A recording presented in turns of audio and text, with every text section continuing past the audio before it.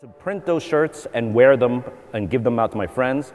One fortuitous day, March 7, 1997, I wore that shirt into a store called 555 Soul, and some of you might remember that old brand. It was on Lafayette Street. I walked in and the manager said, hey, I like the shirt you're wearing. I'll buy 12 of them and put them in the shop. And that was my first ever order. 12 turned into 24, 24 turned into 36, and it kept snowballing. Today, Staple is a brand that is available in 1,200 retail points all around the world. We have a full menswear, women's wear collection, tops, bottoms, and it all grew out of me breaking into school and hand printing those 12 shirts. So it's been a real journey. And along the lines, something interesting happened right around 2005, and I'll let Kevin now share what was going on in Canada in 2005. Yeah, I was based in Vancouver. Grew up in Vancouver and just going to like UBC. In 2005, actually maybe a little bit before, I was like really into the internet all along growing up, and then I think I was like reading some fashion magazines, and I came across some like shoes, Nike Dunks, in a fashion magazine. So I was like, hey, this is really cool stuff, And then it started becoming, a sneakerhead. Went on like different forums, different message boards at the time to look for that information. And then I was like, why don't I, do a blog about it? So that's when I first started Hypebeast in Vancouver. Right. And this photo is the dramatization, obviously, of him in the Matrix. Yeah. But we actually, this morning, we uncovered the early Hypebeast website. That's terrible. What was this? Was this hypebeast.blogspot.com? Yeah, I mean, like back in the day, actually in approximately 2004, 2005, Blogspot or blogger.com was available, and you could actually publish much easier than before. So you didn't have to mess with like HTML or CSS. You didn't have to program, basically. Right. So you could really create a website and really update it much easier. Yeah. So I was like, hey, I was like in university, I think it was my last year, so why don't I, just do this as a hobby, really document the stuff I liked. Right. And one thing I want to point out is the little square ads on the side that like, this was how you eventually made some money. Yeah, so basically in the beginning, it was just as a hobby, didn't make any money from it, but eventually, Google had this program called AdSense. So anyone could put an AdSense ad, people click on it and you get paid. So in the beginning it was like nothing. It's like, $1 a day, Yeah. And then, so like in a month you could pay your server fees or something like that.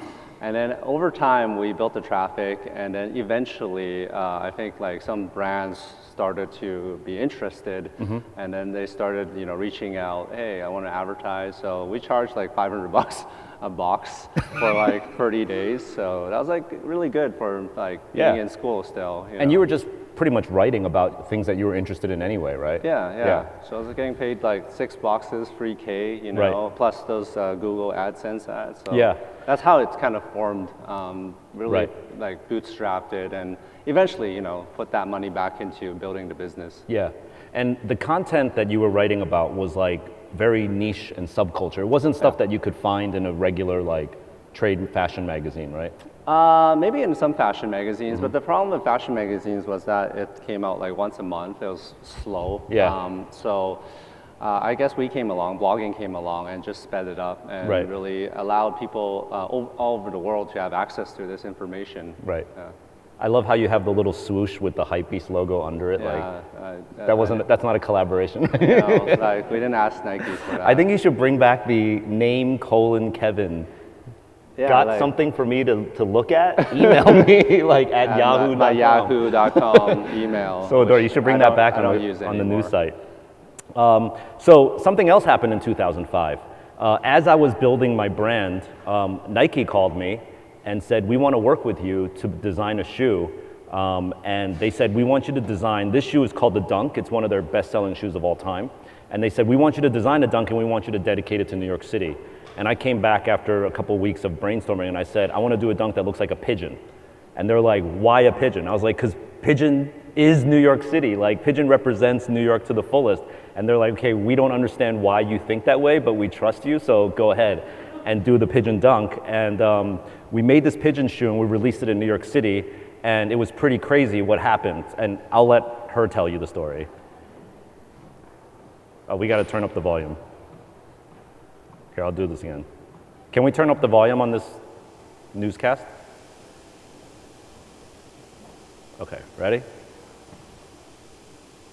There's a footwear frenzy going on in the city right now. A special sneaker made just for New York is in such high demand, people are fighting to own a pair of these things. CBS 2's Michael Pomerantz shows us how Nike's Pigeon Dunk had feathers flying.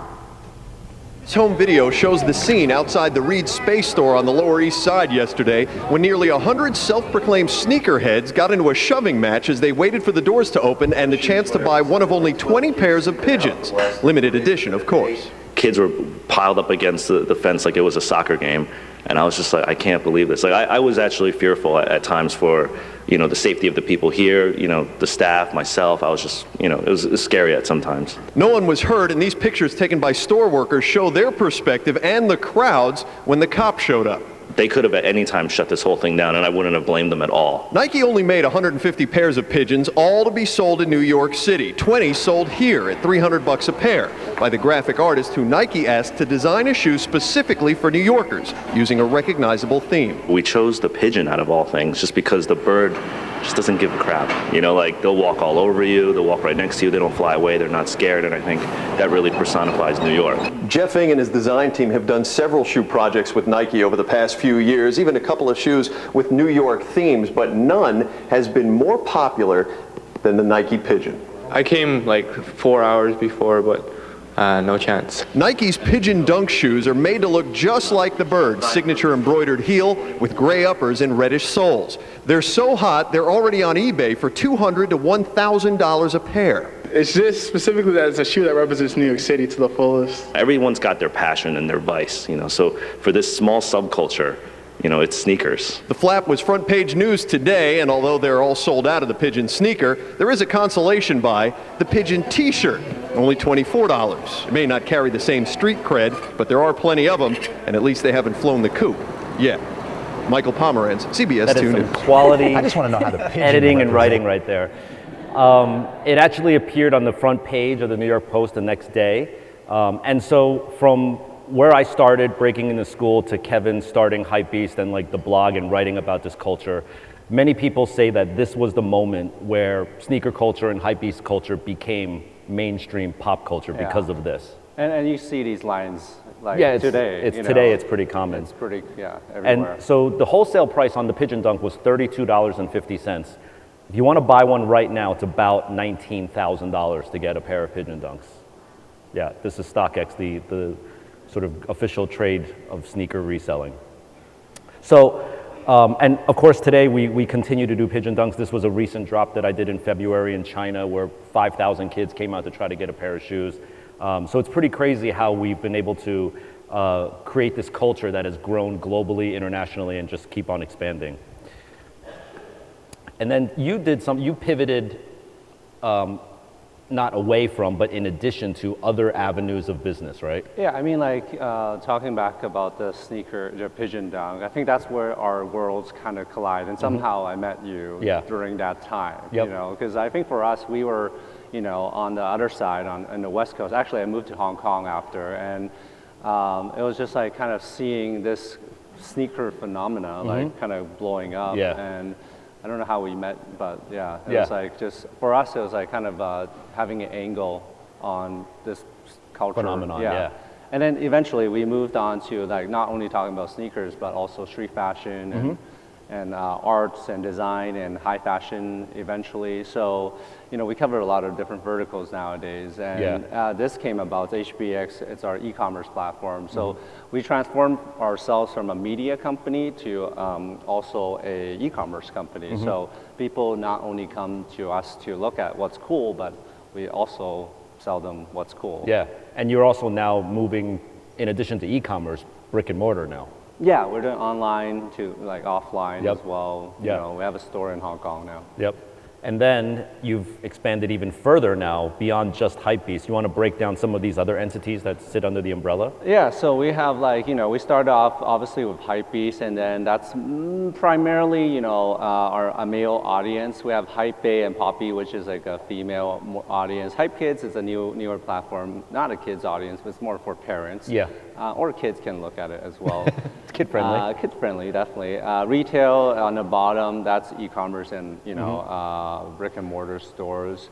And in the middle, we have our creative agency called Hypemaker. So, why did you decide to go into that world? Well, I mean, in the beginning, obviously you saw those ads that we put up. Eventually, those ads became more beautiful, obviously, and also bigger.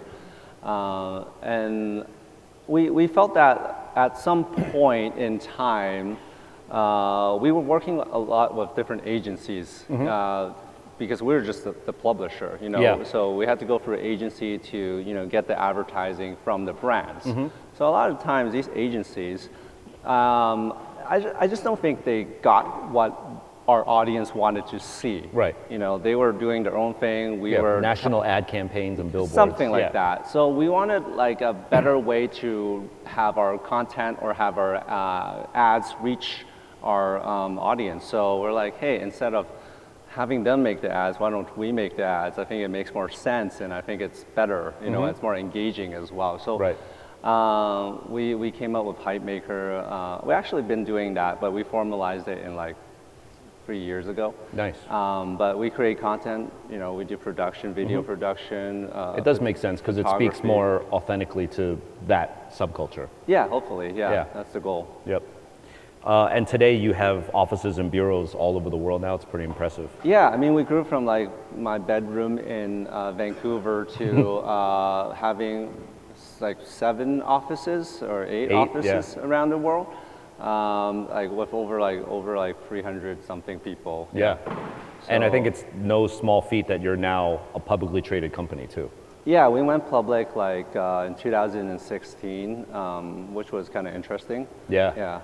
That boggles my mind that like you went from bedroom talking about sneakers and toys and street fashion to an IPO.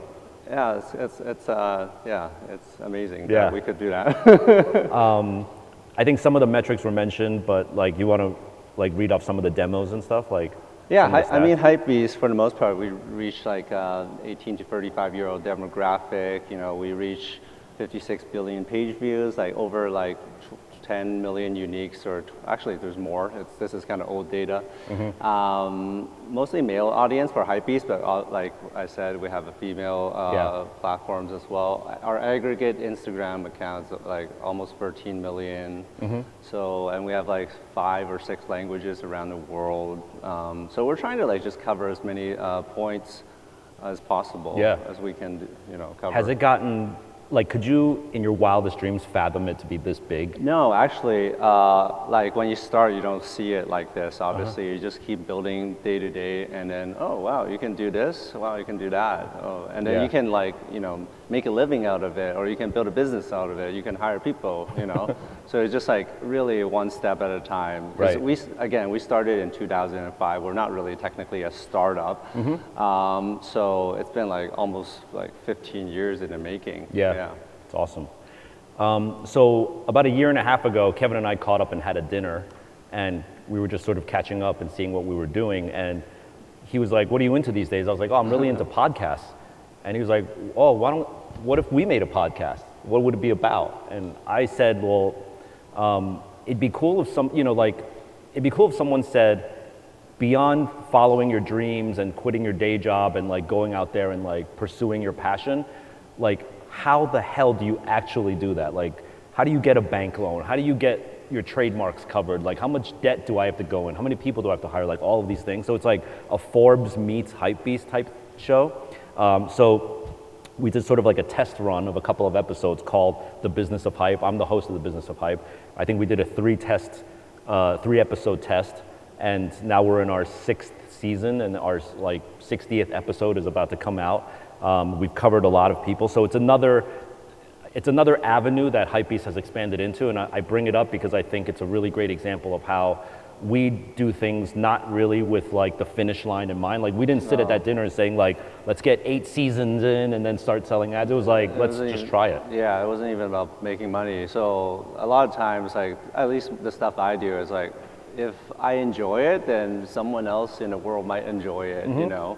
Yeah. And hopefully we get enough readers or eyeballs or listeners, and maybe we can monetize it at some point, Right, you know? right. Yeah, so yeah, And- we and can think of a plan. My thing is always about just like, and I think Kevin's is too, like when he was even starting the blog, is like finding the information and then like getting it out there, you know, like uncovering that information. Uncovering, yeah. I want to play a quick clip here because one of my guests on the Business of Hype really said it best in one of the past episodes that we did. So I'll play a really short audio clip here.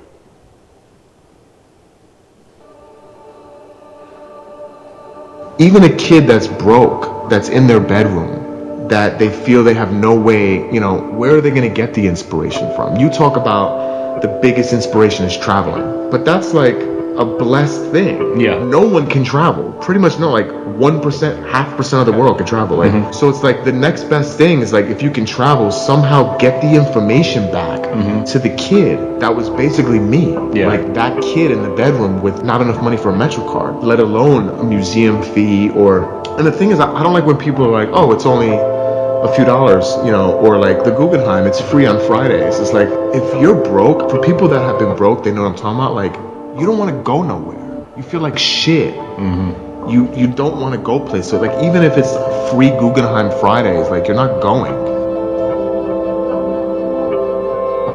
Yeah, so I think that really sums up the reason why we do what we do. And what we've learned, I think, over the past 20 years of doing this is we've got this really captive audience. And I think this is sort of like my mission in doing these talks like this, is we've learned how to get kids and young people who are very mentally distracted with life to line up and study and like really understand this culture, maybe sleep outside of a store for 5 days. So we've got the hook and we've got the bait, and now we can empower this generation to do lots of other things besides consuming sneakers and streetwear and t-shirts. Like, so, you know, we would love to collaborate with everyone here and figure out what it is that we can get this audience to do now. So thank you.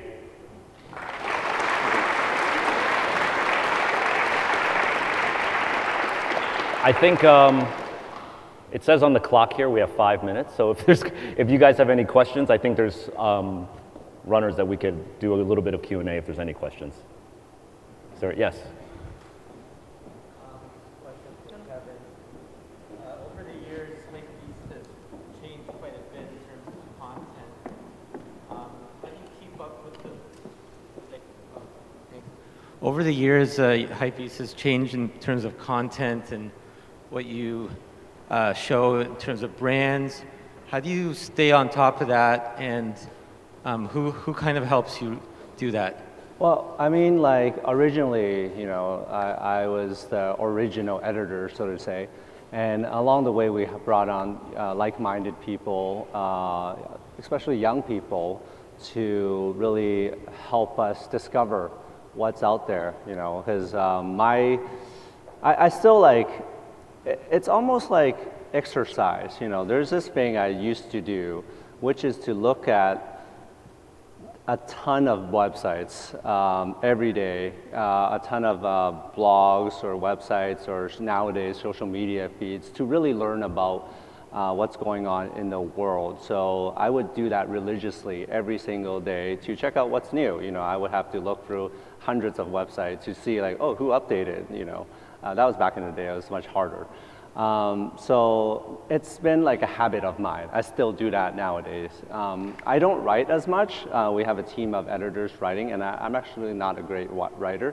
But it's more about like the curation and knowing what's happening and consuming things that you want to consume, and then curating it for your audience. So, and I'm not like Hypebeast is made up of many people nowadays, so it's not only my opinion on Hypebeast, but like also our editors, which are more important than, you know, my opinion, because they're really, you know, younger living now. it. They're living it. Yeah. I'm like, you know, You're the I'm old just guy. chilling. Yeah, I'm an old guy in the office now.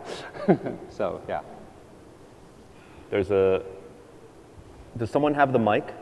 Oh, okay. Hey guys, thanks so much for the talk. It was super interesting to hear you guys talk about this stuff.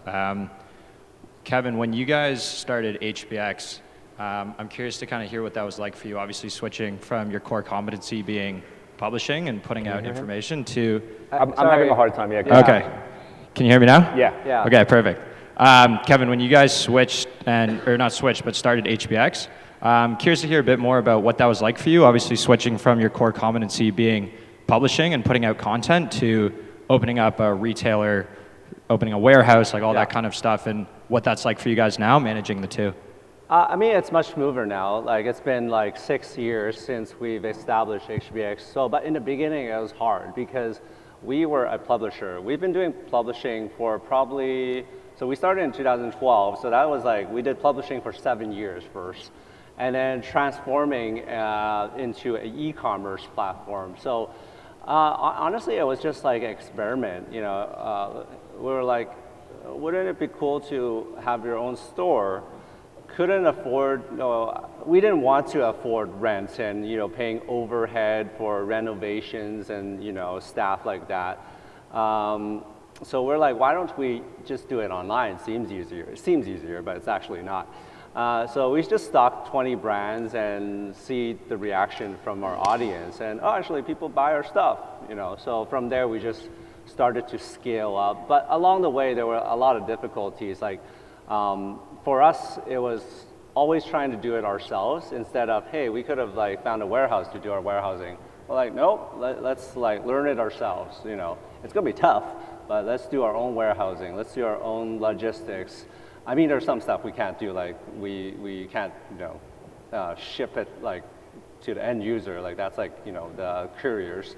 But a lot of stuff that we could do, we tried to do it ourselves. We made a lot of mistakes, but we learned from that, and we kind of built from there. So it was hard, but just being persistent and having enough cash as well. That's important. Cash flow is important. Yeah. It's still hard. Yeah. Yes. Thanks, guys, for coming.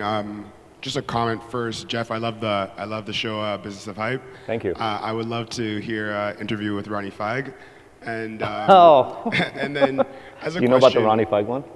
No. Okay. There is a Ronnie Feig one. Is there? Yes. I need to go back and find it. He doesn't want it out. Oh, okay, fine. Okay. Ronnie Feig is and this is fact, so I could say this, but he's the only person I've ever interviewed that listened to it and then didn't want it out. You can send it to me personally. We can play it here. It'll be on the lost tapes. Perfect. My question is, do you guys have a sense of what the creative landscape is like in Toronto and Canada? I noticed that all the headquarters were outside of Canada, and you guys are pretty close to New York, so like, what's your sense of what it's like in Toronto or Canada overall? I'm going to throw Kevin under the bus as a Canadian right now and say, this is his first time in Toronto. Boo! Vancouver. He represents the West Side. Yeah, West Side. I come to Toronto like 2 times a year at least. My grandmother lives in Scarborough, so like I represent and go out there. Yes, Scarborough in the house.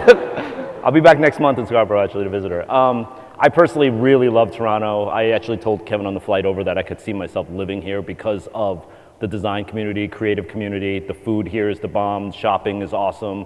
It's easy to navigate, get around. Y'all win NBA championships. Like, it's a good city to be in. So like, I'm definitely a huge fan.